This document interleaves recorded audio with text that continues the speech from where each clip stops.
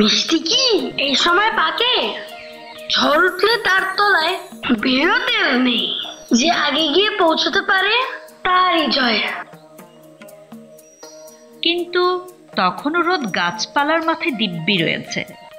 আমাদের অনেকের মনের সন্দেহ এখনো দূর হয়নি। ঝড় বৃষ্টির লক্ষণ তো কিছু দেখা যাচ্ছে না, তবে বহু দূরাগত ক্ষীণ মেঘের আওয়াজ শোনা যাচ্ছে।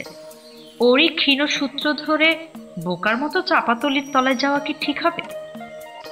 বিধু আমাদের সকলের সংশয় দূর করে দিলে, যেমন সে চিরকাল আমাদের সকল সংশয় দূর করে এসেছে। সে জানিয়ে দিল যে আমি এখনই চাপাতলির আমতলায় যাচ্ছি, যার যার ইচ্ছে হবে সে আমার সঙ্গে যেতে পারে। এরপর আর আমাদের সন্দেহ রইল না, আমরা সবাই ওর সঙ্গে চললাম। অল্পক্ষণ পরেই প্রমাণ হলো ও আমাদের চেয়ে কত বিজ্ঞ।